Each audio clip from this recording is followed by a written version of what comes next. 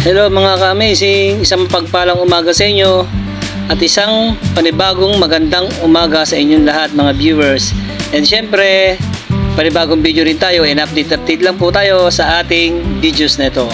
And huwag niyong kalimutang mag-subscribe para maka-update po kayo sa mga ibang video na i-upload ko. At syempre, huwag niyong kalimutang i-hit ang ating button para ho sa mga darating pang ibang video. At syempre, bago tayo magpatuloy, isang intro muna tayo.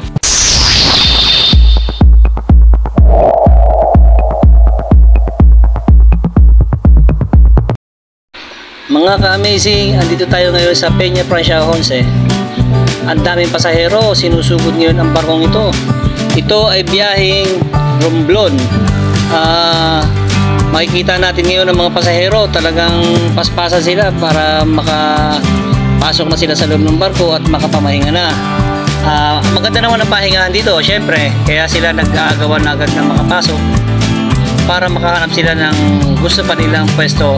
Pero ang mga ka-amazing, ang kanilang ticket naman ay may kanya-kanya ring numbering para sa mga reclining and saka sa mga bed.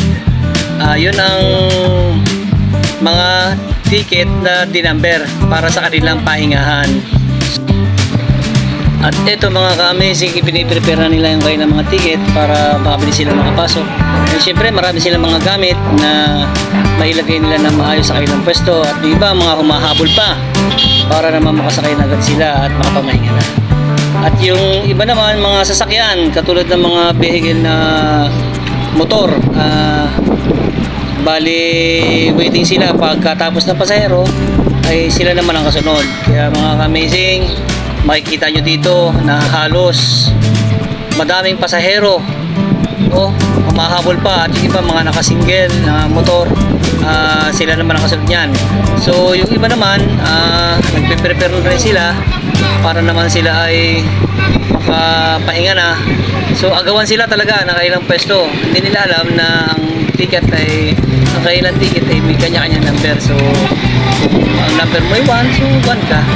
Kung number mo ay 2, pwede ka rin sa 2. Yun, ganun ang proseso ng ating barko na sinasakyan.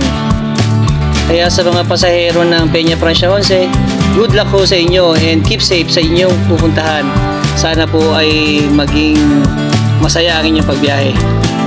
And syempre, pagkatapos ng ating mga pasahero na makapasok sa loob, ay ang kasunod naman ay mga light and heavy vehicle. So preparing din sila para makapasok sila sa loob, mamando na sila ng ating chiefmate. And after yan, pwede nang bumiyahe.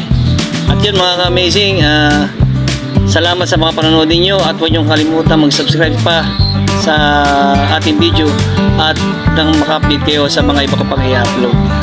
Ingat mga ka-amazing and God bless inyo lahat.